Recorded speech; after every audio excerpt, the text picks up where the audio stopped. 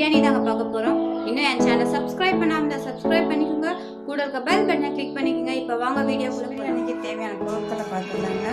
Fish, மல்லித்தலை, புதினா, கருவேப்பிலை, ஒரு லெமன், பிரிஞ்சி இலை, கருவேப்பிலை, பட்டை, கிராம்பு, salt, biryani masala, garam masala, chilli powder, மல்லி பவுடர், 2 பெரிய வெங்காயத்தை அரைச்சி வச்சுருக்கீங்க, 2 தக்காளி அரைச்சி வச்சுருக்கேன், ஜிஞ்சர் கார்லிக் பேஸ்ட்டு, அப்புறம் 2 பச்சை மிளகா, புதினா, மல்லித்தலை அரைச்சி வச்சுருக்கீங்க.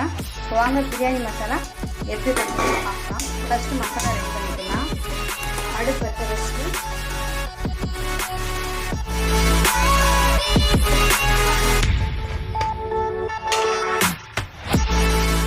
ஆயில் விட்டுக்கலாம்.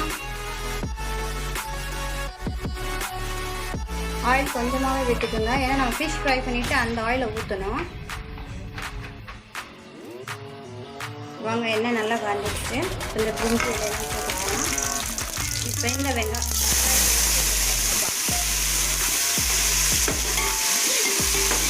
நல்லா வதங்கிக்கலாம். எண்ணெய் திரிஞ்சு வரலாம் வதங்கட்டும். வெங்காயம் வதங்கிறதுக்குள்ள நம்ம ஃபிஷ் மசாலா சேர்த்து பொரிச்சு எடுத்துக்கலாங்க. கொஞ்சம் உப்பு, காரத்தூள், கொஞ்சம் garam masala, ginger garlic paste, கொஞ்சம் லெமன், இதையெல்லாம் மொத்தம் கலக்கி வச்சுக்கலாங்க. வெங்காயம் நல்லா வதங்கிட்டு இந்த சமயத்தில் ஒரு ஸ்பூன் ஜிஞ்சர் கார்லிக் பேஸ்ட் சேர்த்துக்கலாம். அது நல்லா வதங்கிட்டு இந்த தொப்பை நம்ம இப்போ ஃபிஷ்ஷை பொரிச்சு எடுத்துக்கலாம். எண்ணெய் கம்மியாக விட்டுருங்க, ஏன்னா அந்த ஃபிஷ்ஷை பொரிச்சுட்டு அந்த எண்ணெயை தான் நம்ம பிரியாணி கொடுக்க போகிறோம். இந்த சமயத்தில் நம்ம அரைச்சது தக்காளி பேஸ்ட் உள்ள சேர்த்துக்கலாம். தக்காளி பேஸ்ட்டு, அப்புறம் மல்லித்தலை, புதினா, பச்சை மிளகாய் அரைச்சி பேஸ்ட் உள்ள சேர்த்துக்கலாம்.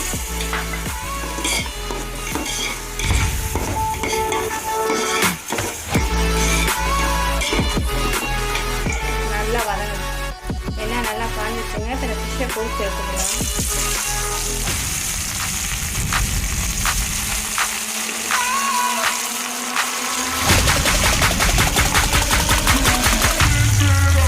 நல்லா வதங்குது. கொஞ்சம் உப்பு சேர்த்துக்கலாம்.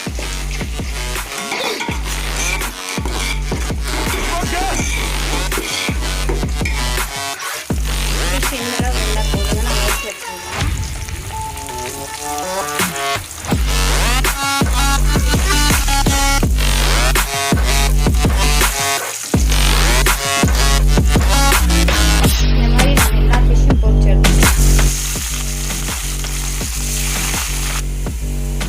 பாருங்க நல்லா வதங்கிடுச்சு. இந்த சமயத்தில் நம்ம ஃபிஷ் பொரிச்ச எண்ணெய் கொஞ்சம் சேர்த்துக்கலாம்.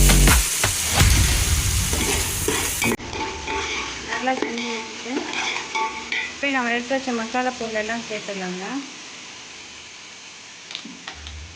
கரம் மசாலா, சில்லி பவுடர், தனியா பவுடர்,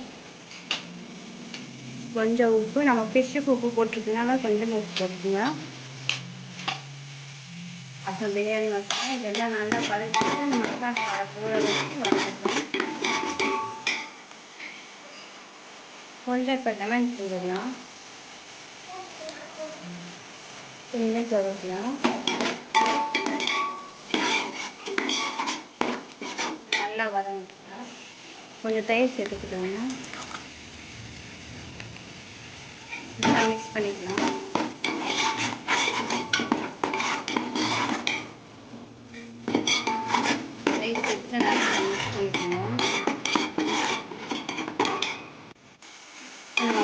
நல்லா போய்க்குங்க. இதை கொஞ்சம் பேஸ்ட்டு கொஞ்சம் தனியாக எடுத்து வச்சுக்கிறோம்.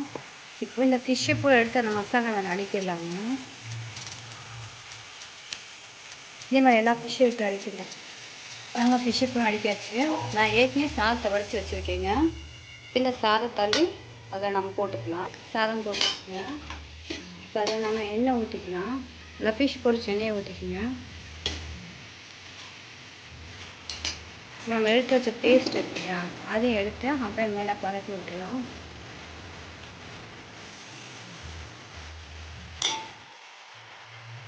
அது பேசி அது மேலே ஒரு லேயர் மல்லித்தலை புதினா போட்டுருவோம். இன்னொரு லேயர் அது மேலே அப்படியே சாதத்தை போட்டுருவோம்.